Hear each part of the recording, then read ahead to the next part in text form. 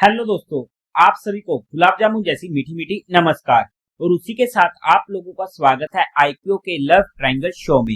एक और SME company हेम्स bio लेके आ रही है अपना जी आईपीओ।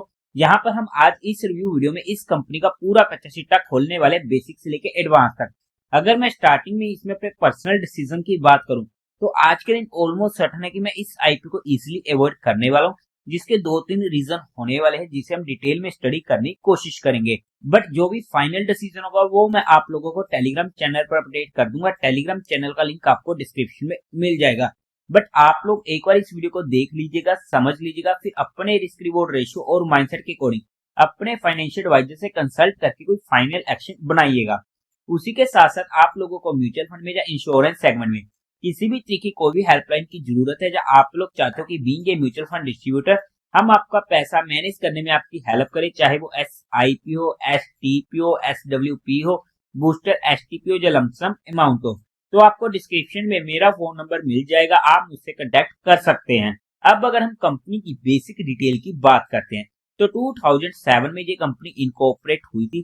काम की बात करते हैं तो ये मार्केटिंग करती है, डिस्ट्रीब्यूट करती है फार्मास्यूटिकल प्रोडक्ट्स को, जिनमें आ जाते हैं tablet, syrup, capsule, injectable oil, nutritional supplements. Company distribute करती है अपने प्रोडक्ट्स को through a network of over 50 distributor and e commerce platform, जिनमें आता है Amazon, Flipkart and Jio mart. Company के फार्मा प्रोडक्ट सोल्ड किए जाते हैं 8 स्टेट एंड यूटीज में, जबकि इनका जो दूसरा काम होने वाला है जहां पर ये freeze, dried and frozen products को भी मैन्युफैक्चरिंग करती है, तो उन प्रोडक्ट्स को भी डिस्ट्रीब्यूट करते हैं 6 countries and 22 states and UTs में। कंपनी का बिजनेस टू पार्ट्स में डिवाइड हुआ है, pharmaceutical under the brand name Hems, second आ जाता है freeze, dried and frozen products under the brand name fizzy easy. और कंपनी यहाँ पर B2B एंड B2C मॉडल दोनों में काम करने वाली है। और इनमें इनके जो प्रोडक्ट्स आ जाते हैं स्ट्रॉबेरी, जामुन, मैंगो, बीट पाउडर, चीको पाउडर एटसेट्रा होने वाले हैं। कंपनी के पास ऑलमोस्ट 180 प्रोडक्ट्स होने वाले in both segment. As of October 31 2024 कंपनी का 78 एम्प्लॉयज होने वाले हैं। काम की बात करते हैं, एक अच्छा काम हमें यहाँ पर देखने को मिलने वाला है।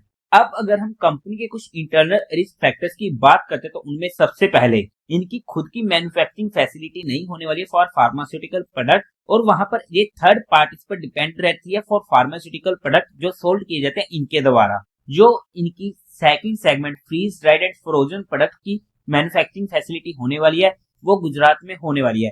और ऐसे में वहां पर किसी भी तरीके की दिक्कत आती है, चाहे वो रीजन वेस्ट हो, डिजास्टर वेस्ट हो, या फिर किसी भी तरीके की स्ट्राइक हो जिसकी वजह से वहां पर काम रुक जाता है, या फिर कंपनी शटडाउन हो जाती है, तो उसका फिर से एक इम्पैक्ट कंपनी के ऊपर देखने को मिलेगा। कंपनी का मेजर रेवेन्यू जनरेट होता है एक ही रीजन से, यानी कि गुजरात से। आप चेकआउट कर सकते हो 65% के करीब का 2024 में, ऑलमोस्ट 80% के करीब का 2023 में एंड 78% के करीब का 2022 में। और ऐसे में फिर से कोई भी रीजन वाइज दिक्कत आती है तो कंपनी के ऊपर उसका इम्पैक्ट देखने को मिल सकता है। पास्ट ईयर्स में हमें कुछ नेगेटिव कैश फ्लोस देखने को मिले हैं, यहाँ पर आप डिटेल चेकआउट कर सकते हैं। तो यहाँ पर हमने कुछ इनके इंटरनल रिस्क फैक्टर को स्टडी करने की कोशिश की है, बाकी आप इनके DRSP में स्टडी आउट कर सकते हैं। अब अगर हम कंपनी के टेंटेटिव टाइम टेबल की बात करते हैं तो ये आईपीओ ओपन होगा 13 दिसंबर को, क्लोज होगा 17 दिसंबर को, अलॉटमेंट होगी 18 दिसंबर को, रिफंड मिलने शुरू हो जाएंगे या आपके अकाउंट में क्रेडिट हो जाएंगे शेयर इफ अलॉटेड 19 दिसंबर को, टेंटेटिव लिस्टिंग डेट होने वाली 20 दिसंबर की, face value 10 rupees per share की, प्राइस 51 रुपीज पर शेयर का, 2000 शेयर्स का एक लॉट होने वाला है। टोटल इशू साइज है 6.22 करोड़ का जो पूरा का पूरा होने वाला है फ्रेश इशू। काफी छोटे साइज का आईपीओ होने वाला है, और ऐसे में हमारा रिस्क फैक्टर काफी ज्यादा इंक्रीज हो जाता है, क्योंकि छोटे आईपीओ एक बड़ा पटाखा मार जाते हैं ऑन आइदर साइड। क्योंकि जहां पर हमारा अगर रिस्क फैक्टर बढ़ता है तो वहां पर रिवॉर्ड फैक्टर भी इंक्रीज होता है। इस पॉइंट को हमें ध्यान में रखना पड़ेगा। बट अगर एक अच्छी सब्सक्रिप्शन जहां पर चली जाती है तो इस आईपीओ में अलॉटमेंट मिलना काफी ज्यादा डिफिकल्ट होने वाला है। बीएससी के एसएमई पोर्टल पर ये आईपीओ लिस्ट होगा। कोटा की बात करेंगे क्योंकि ये फिक्स्ड प्राइस इशू है तो वहां पर क्वालिफाइड नहीं होंगे। रिटेल और एचएनआई में ऑलमोस्ट 50-50% का यहाँ पर हिस्सेदारी मिलने वाली है। लॉट साइज की बात करते हैं तो रिटेल कैटेगरी में एक लॉट पड़ेगा 2000 शेयर्स का, जिसकी अमाउंट पड़ेगी 1,02,000 रुपीज की। एचएनआई कैटेगरी में मिनिमम 2 लॉट्स के लिए अप्लाई करना पड़ेगा, जिसकी अमाउंट पड़ेगी 2,04,000 रुपीज की। कंपनी के प्रमोटर्स की बात करते हैं तो वहां पर आप डिटेल स्टडी आउट कर सकते हैं। प्री इश्यू होल्डिंग की 100% की, जो पोस्ट इश्यू रह जाएगी ऑलमोस्ट 72% की। अब अगर हम कंपनी के मेन मुद्दे की बात करते हैं यानी कंपनी के फाइनेंशियल्स की, तो वहां पर सबसे पहले टोटल असेट 2022 में थे 3.64 करोड़ के, जो इंक्रीज होते होते फर्स्ट 2 क्वार्टर ऑफ 2025 तक पहुंच गए 6.44 करोड़ के। अच्छी ग्रोइंग रेट होने वाली है।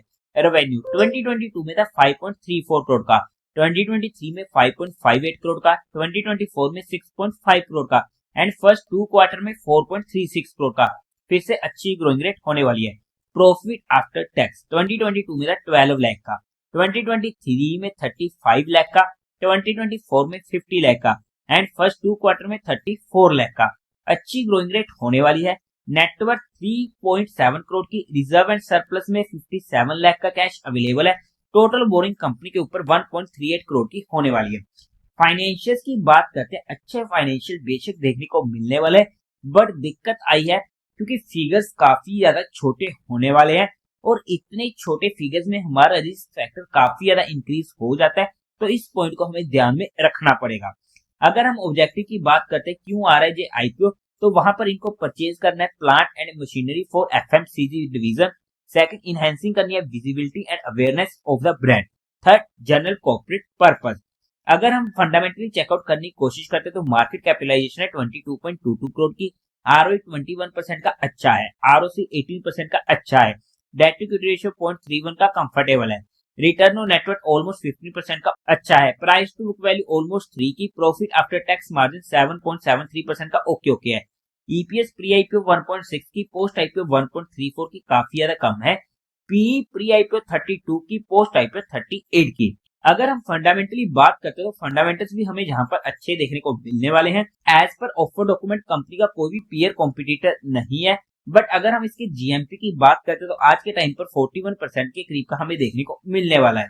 बट अगर हम वैल्यूएशन वाइज बात करते हैं बेस्ड ऑन 2025 या 2024 फाइनेंशियल ईयर डाटा, तो उसके बेस पर कंपनी काफी महंगी वैल्यूएशन पर अपना ये आईपीओ लाने की कोशिश कर रही है, तो वहां पर भी हमारे पास एक रिस्क फैक्टर इंक्रीज हो जाता है। बट क्योंकि काफी छोटे साइज का आईपीओ है तो वो हमारे लिए एक प्लस पॉइंट हो सकता है कि एक अच्छा पटाखा देखने को मिल जाए अगर अच्छा सब्सक्रिप्शन हमें यहाँ पर मिल जाता है।